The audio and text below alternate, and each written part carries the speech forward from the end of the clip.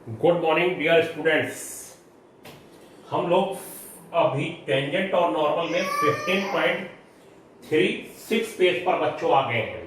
और 15.36 पेज पर बस इस चैप्टर का दी एंड होने वाला है। 15.36 पेज पर बच्चों ये कहा गया है, एक एग्जाम्पल, अच्छा एग्जाम्पल नंबर 2 है और बच्चों ये कहा गया है एग्जाम्पल नंबर 2 में find the angle between the parabolas. ये दो पैराबोलाज है, मैं रफ आइडिया बना रहा हूं। ये एंगल जो है रफ फिगर है y square equal to 4ax, ये कर्व है और x स्क्वायर इक्वल टू बच्चों 4by, ये दूसरा कर्व है और इन दोनों के बीच का एंगल निकालना है उस पॉइंट पर जहां पर eight their point of intersection other than origin, जो ओरिजिन से दूसरा कोई पॉइंट है जहां पर इस दोनों कर्व ने आपस में एक दूसरे को इंटरसेक्ट करा है। ठीक है, अब वो कहां पर करा होगा, क्यों करा होगा, कैसे करा होगा, हमसे कोई इस बात से मतलब नहीं है। लेकिन इन दोनों कर्व के इंटरसेक्शन पॉइंट के कोऑर्डिनेट बच्चों ऐसे निकाले जाते हैं कि इन दोनों के इंटरसेक्शन पॉइंट के कोऑर्डिनेट निकालने के लिए सबसे पहला काम बच्चों ये करना होता है कि इन दोनों कर्व को साइमल्टेनियसली सॉल्व कर लिया जाता है और साइमल्टेनियसली सॉल्व करने के बाद ये होता है कर्व नंबर 1 और ये कर्व नंबर 2। ठीक है, कर्व 1 और कर्व 2। तो from first y is equal to x square upon 4b, एक में से y की वैल्यू निकालिए, अभी मैं आपको सब समझा रहा हूं, और फ्रॉम टू लिखिए और y square equal to 4ax, और बच्चों यहां से y की वैल्यू यहां रख दीजिए तो x की पावर 4 अपॉन 16b स्क्वायर हो जाएगा बच्चों और ये 4ax हो जाएगा। ठीक है बच्चों, ये जो है आपका y equal to x square upon 4b हो गया। तो बच्चों from second y square equal to 4ax में से यहां से y की वैल्यू यहां लगा दी तो x की पावर 4 अपॉन 16b स्क्वायर आ गया बच्चों, और ये आ जाने के बाद ये मल्टीप्लाई इधर कर दीजिए और ये इधर लेके चलिए तो ये हो जाएगा बच्चों x की power 4 is equal to 64ab square x की power 4 minus 64ab square x equal to बच्चों 0 हो गया, और ये 0 हो जाने के बाद ये x कॉमन करके x cube minus 64ab square आ गया, और इफ x इक्वल टू 0 और इफ बच्चों x cube minus 64ab equal to 0, तो x cube is equal to 64ab आ जाएगा बच्चों, और ab आ जाने के बाद ये स्क्वायर चल रहा है, ये स्क्वायर हो गया बच्चों, तो x की वैल्यू आ गई 4 क्यूब रूट, और ये हो जाएगा a की पावर 1/3 और b की पावर 2/3, a की पावर 1/3 और b की पावर 2/3 आ गया। अब क्या होगा बच्चों, इसके बाद जस्ट देखिए क्या होता है आगे बोर्ड पर। तो हम लोग x इक्वल टू 0 छोड़ के x इक्वल टू 4a की पावर 1/3 और b की पावर 2/3 ये वैल्यू ले लिए और 0 छोड़ दिया, 0 क्योंकि x 0 होगा तो हम ये वाली इक्वेशन ले रहे हैं from y square is equal to 4ax। इससे जरा देखिए, इससे जो होगा y square is equal to 4ax से, इससे जो मैटर बनेगा वो यहां पर x की वैल्यू रख के बन जाएगा y की value, y square is equal to 4a, ये हो जाएगा 4a की पावर 1/3 और b की पावर 2/3, और बच्चों ये हो जाएगा y square is equal to 16a की पावर, ये हो जाएगा बच्चों a की पावर 1 और 1/3 4/3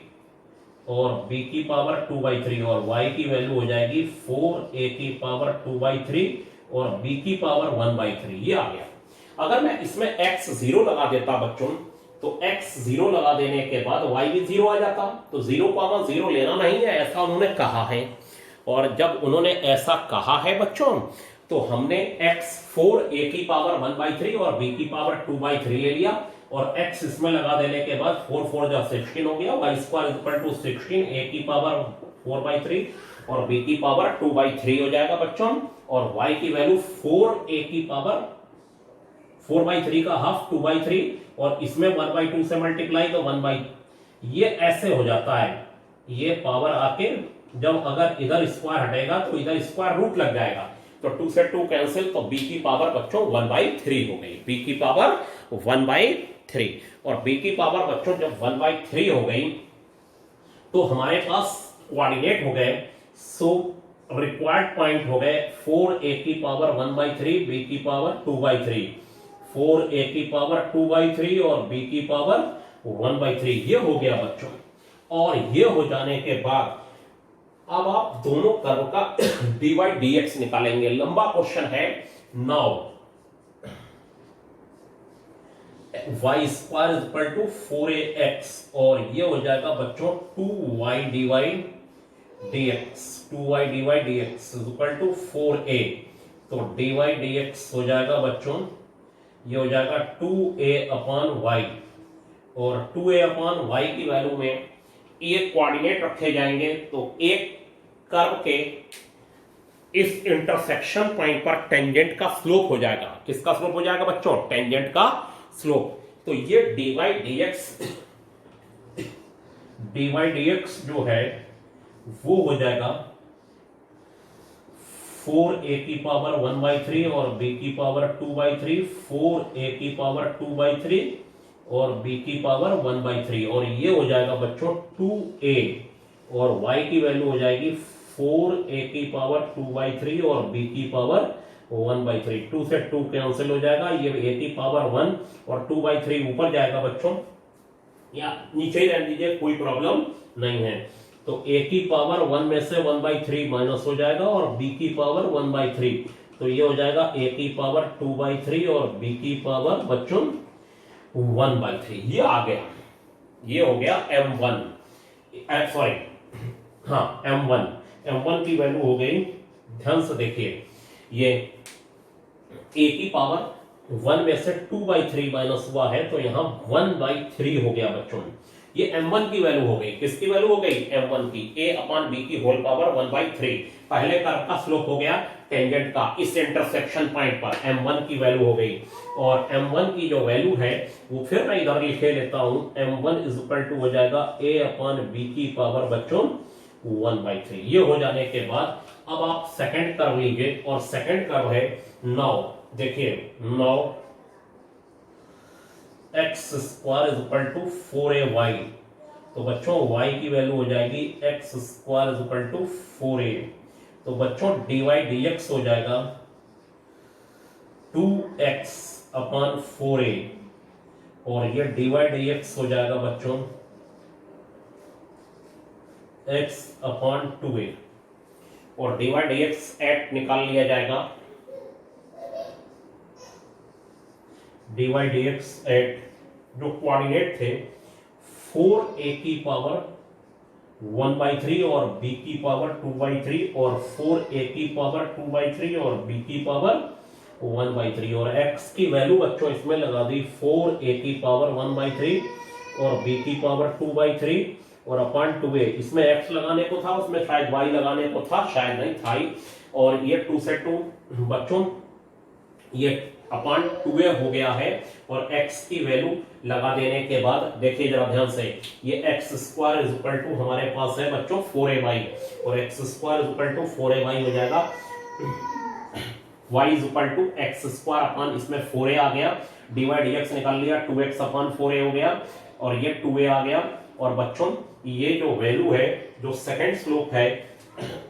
सेकंड टेंजेंट का स्लोप है ये 2 और ये 1/3 और नीचे जाके 1 में से माइनस होगा तो b की पावर 2/3 और ये a की पावर 2/3 हो जाएगा। a की पावर 1 में से 1/3 यानी 2/3, इसको नीचे ले गए, इसको बच्चों नीचे ले गए, ठीक है। तो ये आ गया हमारे पास, यानी m2 की वैल्यू आ गई बच्चों कितनी? m2 की वैल्यू आ गई 2b की अपॉन a की पावर 2/3 आ गया। अब हमारे पास प्रूफ तो कुछ करना नहीं है, find the angle between the two parabolas, और उस पॉइंट पर एंगल निकालना है दोनों कर्व का जहां पर ये इंटरसेक्ट करते हैं अदर देन 0। तो बच्चों ये हमने आपको पॉइंट निकाल दिए, और पॉइंट निकाल देने के बाद ये हो जाएगा let theta be the angle between two curves, then tan theta is equal to plus minus m2 minus m1 upon 1 plus m1 m2 हो जाएगा। tan theta is equal to plus minus m2 minus m1 upon 1 plus m1 m2 हो गया बच्चों। और तब tan theta की जो value होगी वो प्लस माइनस ये m2 2b अपॉन a की होल पावर 2/3 और माइनस a अपॉन b की होल पावर 1/3 और 1 प्लस a अपॉन b की होल पावर 1/3 और 2 b अपॉन a की होल पावर 2/3। ये कर लीजिए और इसे आप कैलकुलेट कर लीजिए। कैलकुलेशन में आपको जो जैसा भी कैलकुलेट कर लीजिए, वैसे बस theta is equal to tan inverse करके या ऐसे ही छोड़ दीजिए, नो प्रॉब्लम, ये आंसर सही मान लिया जाएगा। थीटा इज इक्वल टू बस tan इनवर्स जरूर कर दीजिएगा क्योंकि हमें एंगल निकालना है बच्चों। और एलसीएम ये ले लीजिए, इसका जो भी कैलकुलेशन आए m2 minus m1 upon 1 plus m1 m2, no problem, उसमें तो कोई प्रॉब्लम है नहीं। ठीक है, अब क्या है बच्चों हमारे पास ये एक दिक्कत है कि क्वेश्चन बहुत लंबे हो जाते हैं, और लंबे जब हो जाते हैं तब उसमें कहीं कहीं कुछ दिक्कत भी हो सकती है, उसे आप लोगों को ध्यान रखना है बच्चों। ठीक है, कि पिछला कुछ छूट तो नहीं गया कहीं पर। और इसके बाद बच्चों देखिए जरा ध्यान से, अगला नेक्स्ट क्वेश्चन जो है वो देखिए।